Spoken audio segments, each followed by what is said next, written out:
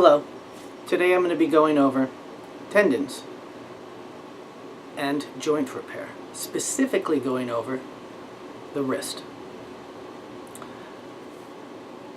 There's a misnomer going around that if you strengthen the muscle around the area of the wrist, that it will strengthen and protect the wrist. No. There's no muscle right there. So how will it protect the wrist? Let's just get that out of our head. Okay. The tendons, however, do go across this area. With that in mind, think about the tendons and the muscles working together because they're jointed and work together. And so one pulls on the other to create the action. Whether it's opening the hand, closing it, okay, they're working together.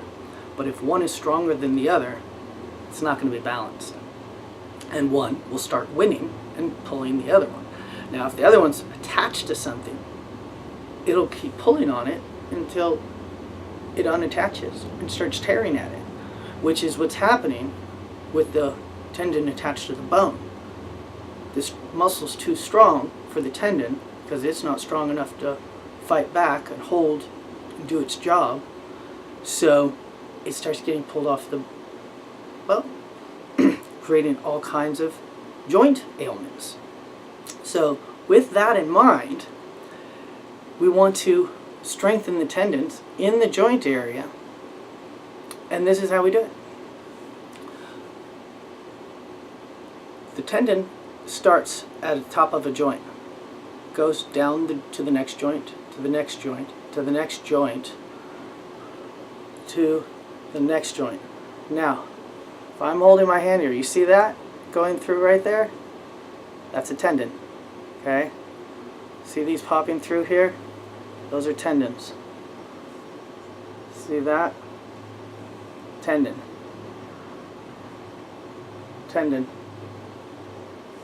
If I hold in a claw, okay, now I'm not going to close my hand like this. I'm going to keep it open so I'm pulling out as well as squeezing in and holding my wrist straight.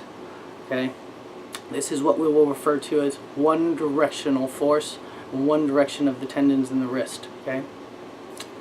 You would hold this for about 30 seconds and you'll notice a burn developing throughout that area.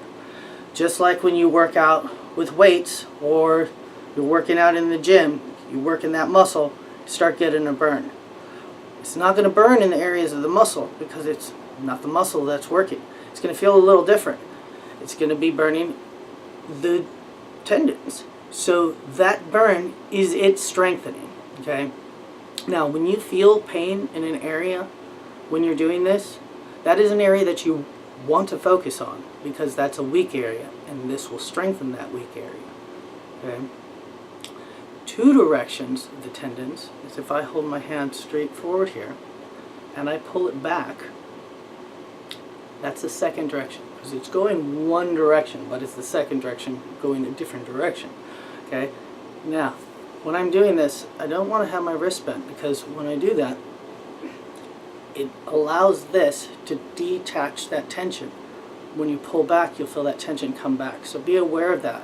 It's like pinching a hose. Then you don't get any flow. It's not connected. So open that up nice and straight as you're doing that. Remember, you've got one direction and two directions. Now we're going to go 7 directions.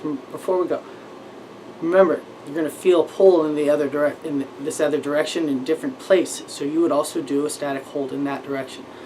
Now, 7 directions, line this up. If we had throw our tendons forward is 1, pull it back is 2, lifting up as well as down is 3 and 4. Going out this direction and out this direction. So out, out, flipping out, out, whether it's either direction. Okay? And in creates 7 directions.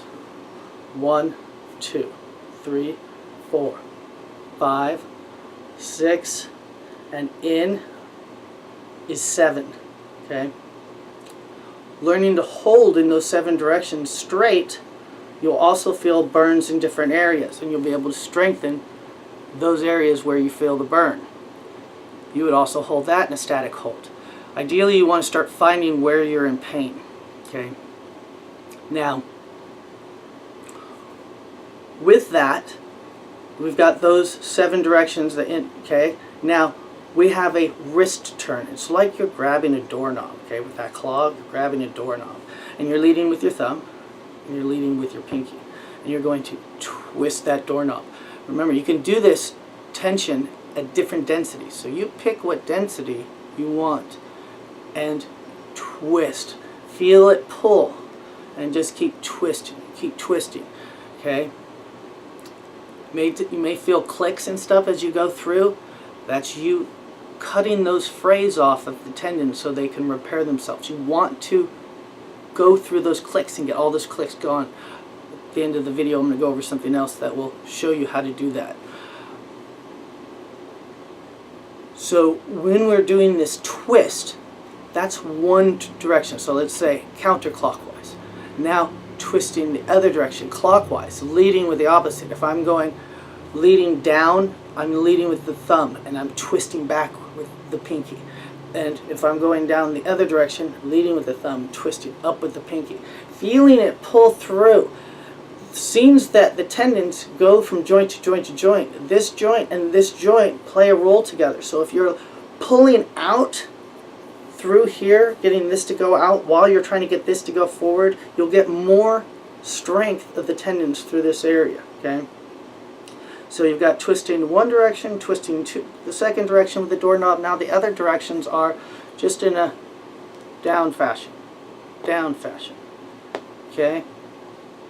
Or taking the tension, leading here, and up. Up. You keep doing that repetitiously, feeling the tendons pull through the area to strengthen the area in which you have pain or you wish to strengthen to heal your joint area. To get rid of the frays. Now, when you do this, a lot of people have a lot of clicks. Those clicks, again, are the tendons frayed off from being pulled, ripped, teared, and they will continue to cause pain and discomfort as long as they're there. But you can do a little bit of self-surgery. It's almost like taking a pair of scissors and clipping them off yourself. A lot of people go in for surgery and have this done. Little do they know, you can do this at home yourself, non-invasively, no surgery, except the surgery you do on yourself, and it's not invasive. Grabbing a weight, putting it out like so, and just rolling in circles. It'll put extra tension and weight on that joint to cut those frays off. Rolling in the circles, okay? Or doing it without a weight, okay? Even if it's in the elbow. Click, click, click, click, click, click. Okay? You just keep rolling. If you have it here, if you have it in the shoulder, take the weight, go in a big circle, click, click, click, click. You do it until those frays are gone, and then you won't have those frays anymore and they won't get caught up. Okay? We get scared and we think we need to protect it. Our body's very resilient. So you can cut those off and heal yourself and start strengthening the area afterwards, or the area afterwards, or during while you're doing it, to protect that from ever happening in the future and creating a relationship between the muscle, the tendon, and the bone that is more symbiotic, where not one has more power over the other.